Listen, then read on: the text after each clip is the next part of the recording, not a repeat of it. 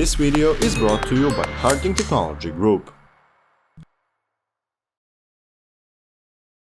Harting, a 100% family-owned German company, has been a global leader in connectivity solutions for industrial technology since 1945. Their expertise in data, signals and power has earned them the trust of railway operators and manufacturers worldwide. Harting meets the unique demands of the railway industry with state-of-the-art connectors, network components and cables. Their renowned Han connectors and high-performance cables ensure smooth operation from rolling stock to trackside applications.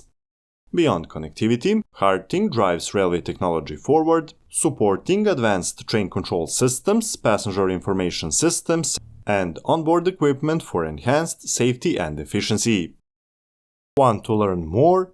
Visit Harting at the InnoTrans Fair in Berlin from September 24 to 27 in Hall 12, stand 310.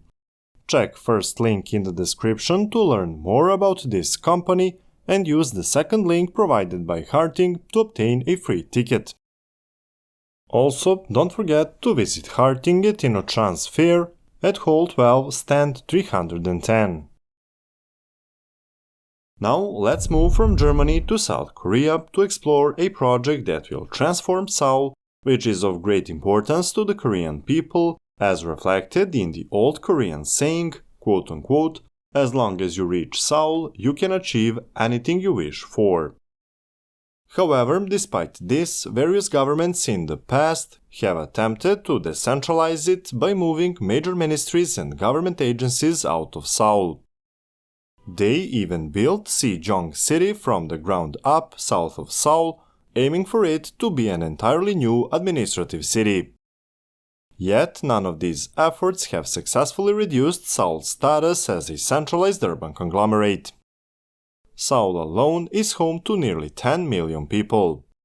When you include its surrounding cities, Incheon to the west, known for its port and industrial facilities, Suwon to the south, the hub for electronic industries, and Ulsan to the north as a residential town, the population of the Greater Seoul Metropolitan Area raises to 25 million, which is half of the country's total population.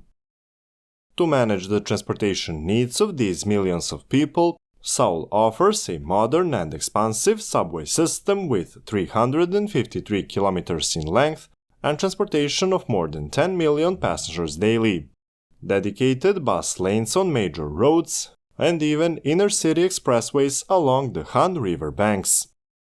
Despite that, commuters in the Greater Seoul area spend about 2 hours on average on their daily commute.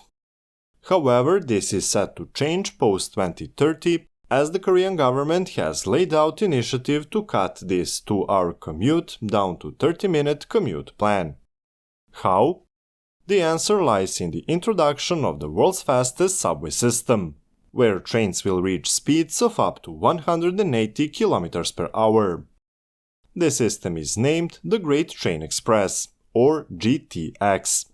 To put it in perspective, London's east-west Crossrail, which spans 117 km, reaches speeds of up to 140 km per hour, while France's RER system is longer in total, but only features 76.5 km of its tracks underground, with a maximum speed of 140 km per hour as well.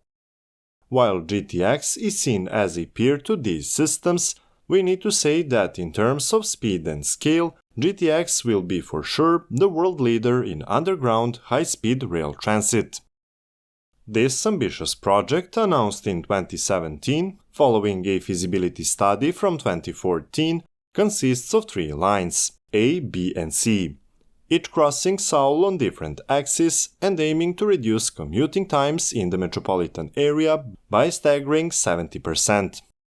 For instance, a resident of Ulsan will be able to reach Seoul Station in 20 minutes instead of 40, and someone from the high-tech city of Sangdo in Incheon can get to Seoul in 23 minutes, down from 57 minutes. The GTS network connects strategic hubs like Seoul Station downtown. From there, high-speed escalators will transport passengers into the subway network for their last-mile transit. Unlike most of Seoul's subway lines, which lie approximately 20 meters below ground, and also sewers utilities situated between 1 and 17 meters below the surface, the GTX will run 50 meters underground to avoid any possible interchanges and conflicts. The first of these, GTX Line A, is an 83 km route with 10 stations running from Paju-eunjeong in the northwest to Dongtan in the south. Its construction began in 2019, and the initial 28 km section linking Suseo and Dongtan has already opened, significantly reducing travel times. For example, a journey from Suseo to Dongtan now takes just over 21 minutes, while the previous service included a 90-minute bus ride. The GTX-A train has a maximum operating speed of 180 km per hour, with average operating speed reflecting the stopping time is 101 km per hour, which is 3 times faster than ordinary subways. The government has scheduled another partial opening of GTX Line A from Paju to Seoul Station by the end of this year, with the entire line expected to be operational by 2028 at a cost of $4.2 billion. Construction works for the 83 km long GTX Line B broke ground in Incheon in March 2024. As the $5.14 billion project aims to connect Incheon to Seoul and Gyeonggi Province via high-speed transit services. After 2030, the travel time from the GTX Line B in Songdo, Incheon to Seoul Station would take 29 minutes. Using the current public transit system, commuters are traveling at least an hour and a half by subway or 2 hours by bus. Construction contract is awarded to a consortium led by Daewoo Engineering and Construction in January 2023 for the sections Incheon University Yongsan and Sangbong Ma-sok, totaling 62.8 kilometers.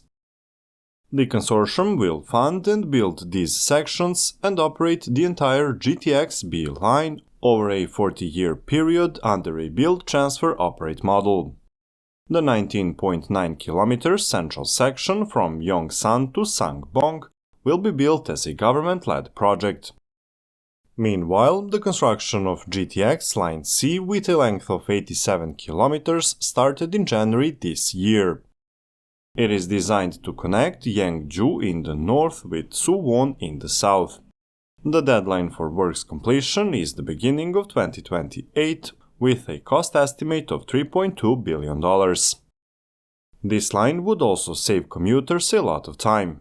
For example, commuters from Ejeongbu will be able to go to the Samsung-dong neighborhood of Gangnam-gu in Seoul in under 30 minutes.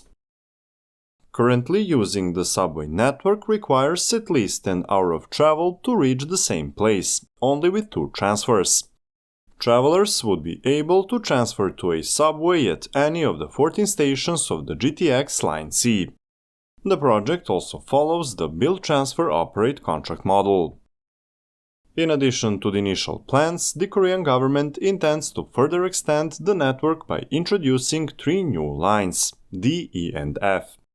This extension aims to forge a more extensive and denser railway network, significantly improving access to Seoul for those living outside the metropolitan area. The cost for the design and construction of all 6 routes is estimated at approximately $28.5 billion.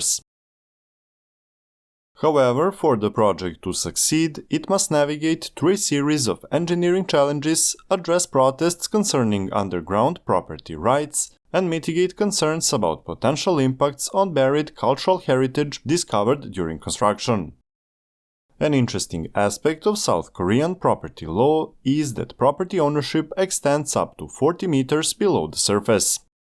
Despite the GTX tunnels being constructed at a depth of 50 meters, there have been concerns from residents along the proposed route about the possibility of vibrations from the trains affecting their properties. Unlike subway lines, which typically do not encounter such issues since they are usually constructed beneath government-owned roads, the GTX faces unique challenges due to its depth and the nature of property ownership in South Korea.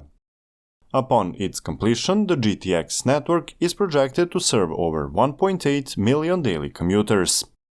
This figure represents roughly 1/10 of the combined population of Incheon and Gyeonggi province.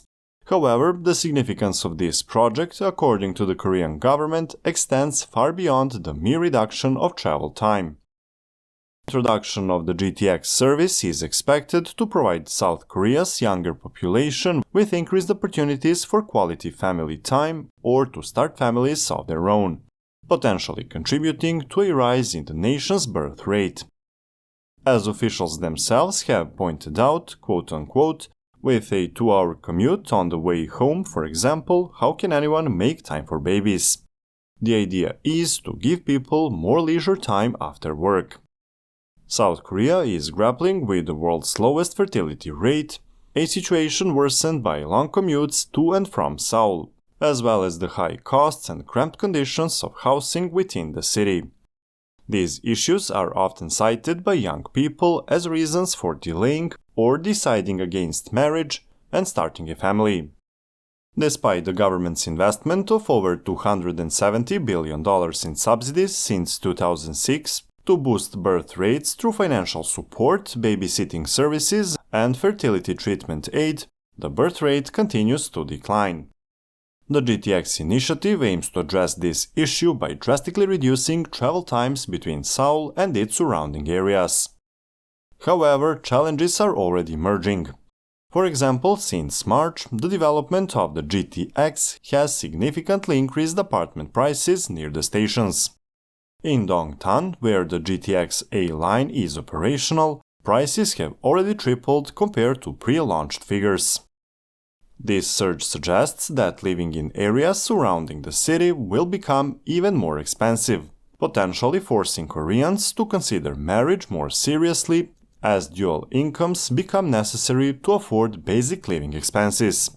If our viewers from Korea are still with us, what are your thoughts on this project? Please share your opinions in the comment section. As we continue our work, even though at a slower pace due to our personal commitments, with our team expanding by 3 baby boys in the last 2 years, your support is now even more crucial than ever before. By becoming a member or supporting us on Patreon, you directly contribute to our capacity to deliver deep dives into the implications and complexities behind mega projects like GTX. And if you haven't already joined our rail-loving community, don't forget to subscribe to Railways Explained.